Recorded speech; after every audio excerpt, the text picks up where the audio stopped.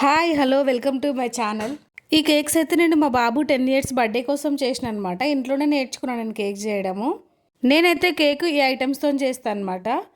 ఒకటి vanilla premix తీసుకోవాలి, తర్వాత విప్పింగ్ క్రీమ్ తీసుకోవాలి, కంపల్సరీగా హ్యాండ్ బ్లెండర్ ఉండాలన్నమాట. బ్లెండర్ లేకపోతే చేతితో ఎంత తిప్పినా విప్పింగ్ క్రీమ్ అంత కరెక్ట్గా రాదు. ప్రీమిక్స్ తీసుకున్నాం కదా, ప్రీమిక్స్ని మనం ఎంత కావాలో అంత కప్తో కొలుచుకొని ఒక బౌల్లో యాడ్ చేసుకోవాలి. అందులో కొంచెం ఆయిల్ వేసుకోవాలన్నమాట.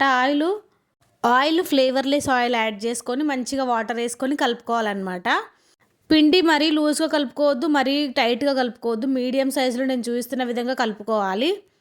కలుపుకున్న తర్వాత నేనైతే ఇంట్లో టిఫిన్ బాక్సులు ఉంటాయి కదా, ఖరాబ్ అయిపోయినాయి, వాటిని పాడేయకుండా వాటితోనే కేక్స్ తయారు చేసుకుంటా. నేనైతే కేక్ బేక్ చేయడానికి నార్మల్గా మా ఇంట్లో టిఫిన్ బాక్సెస్ ఉన్నాయి. అవి నేను ఎప్పటి నుంచో కేక్స్ కోసమే యూజ్ చేస్తున్నా. ఇప్పుడు నాకు అన్నీ హాఫ్ కేజీ కేక్సే కావాలి కాబట్టి నేను అందులోనే చేసుకుంటున్నాను అనమాట. ఆ టిఫిన్ బాక్స్లలో ఫస్ట్ కొద్దిగా ఆయిల్ వేసుకొని మైదా పిండి వేసుకొని డస్ట్ చేసుకొని పక్కన ఉంచుకోవాలి.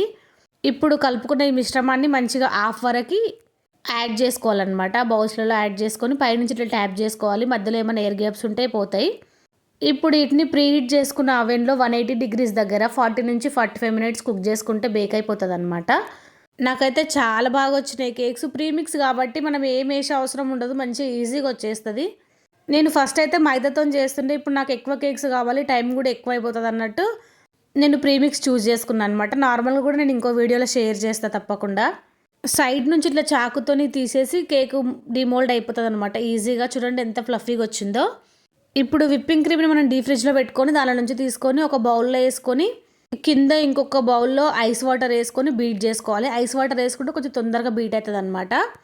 క్రీమ్ ఎట్లా బీట్ కావాలంటే అందులో నుంచి మనం బీటర్ తీయంగానే ఇట్లా స్టిఫ్గా ఉండాలన్నమాట, కిందకి పడిపోవద్దు. అంతవరకు చేసుకొని షుగర్ సిరప్ కూడా రెడీగా పెట్టుకున్నా నేను.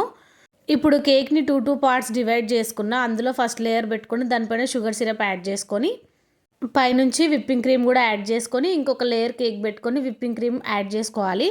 ఫస్ట్ కేక్ చుట్టూ అంతా విప్పింగ్ చేసుకున్న తర్వాత దాన్ని 2 గంటలు ఫ్రిడ్జ్లో పెట్టుకోవాలి.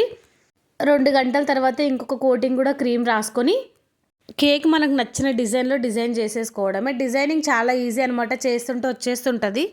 నేను కూడా ఫోన్లో చూసి కొద్దిగా బయట కొద్దిగా నేర్చుకున్నాను అనమాట. అంత పర్ఫెక్ట్ అని చెప్పను, కాకపోతే చేస్తాం, మా వాళ్ళు అందరూ తింటారు. డెకరేషన్ లాస్ట్లో చూడండి, మీకు కూడా తెలుస్తుంది.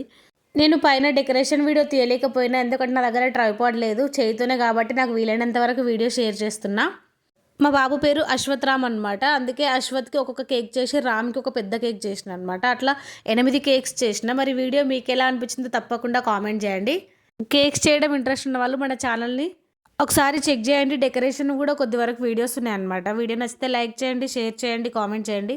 ఆ సామ్లో మన వీడియోస్ కోసం ఛానల్ని సబ్స్క్రైబ్ చేసుకోండి. అంతే, వీడియో బాయ్ బాయ్.